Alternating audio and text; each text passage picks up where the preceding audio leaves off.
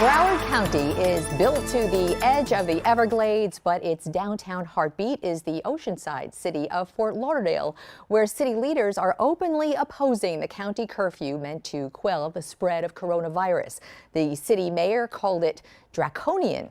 Fort Lauderdale's day-to-day operations are run by the city manager, and that is Chris Lagerbloom. And guess who? Here with us via Skype today, Chris Lagerbloom. Good morning. Good afternoon, I guess I should say at this point. Good afternoon. How are you? So you heard the county mayor's discussion. I want to make sure you were able to hear that. I did. Yeah, I did. So, they set up a pretty compelling, a compelling argument for why there is a curfew in place, why it's temporary and personal responsibility. Let me get your reaction to that. Yeah, so those are all very, very good points. We as a city just happen to have a differing view as to what is lawful and what's not based upon the different orders that are out there. That's certainly not to say that we haven't taken a very strict and positive, proactive enforcement posture in the community to make sure that people are doing the right thing. We just don't know that right now that a curfew is something that can be lawfully administered. Well, explain, though, what kind of enforcement you're able to do when Governor DeSantis pretty much precluded any local governments from enforcing anything having to do with what he has banned.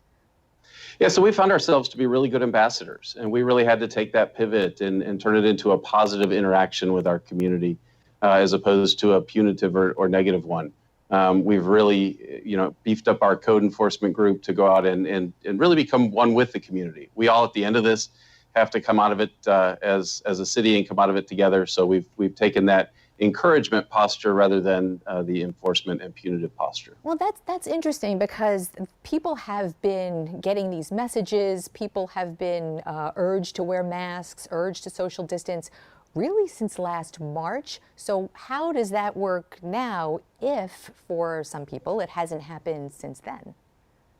99 out of 100 people that we interact with are very positive, and people generally at this point know what it takes to get through this pandemic and get to the other side. And we've really found that there's been some good community interactions with our staff. We take it from a position of being encouraging rather than being punitive, and we've had some pretty good success. All right, so let's talk punitive for a moment. So the state has really taken away the ability for local governments to fine for any kind of infraction when it comes to a curfew or anything, like that. So Steve Geller, the county mayor, Broward County mayor, says, well, we're going to levy those fines, and when the order expires, we're going to go and collect them.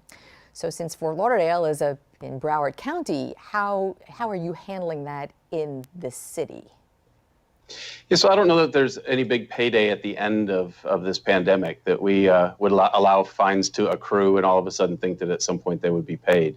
A fine in the moment is maybe something that can generate compliance, but there's also other ways to generate compliance.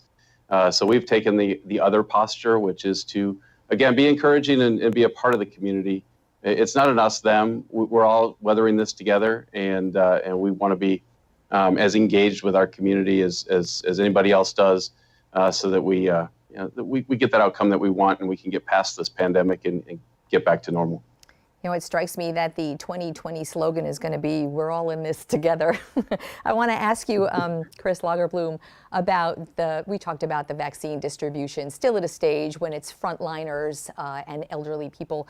But I know you had sort of gotten the ball rolling for some of the testing sites in the city right now to be vaccination distribution centers. Do you find that that's going to be possible? How far along in that are you?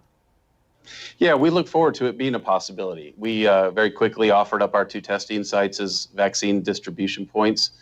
We stand ready to move mountains if we need to allow that to start to happen.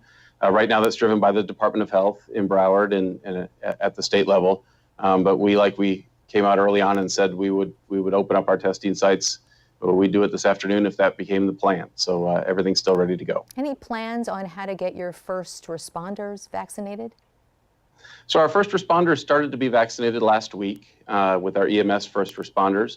And we hope in the next couple of weeks that will also pivot to our police officers and that we will have those vaccines started in both our police and fire department. Well, that's interesting news. How are you doing that since that's not part of the executive order from the governor?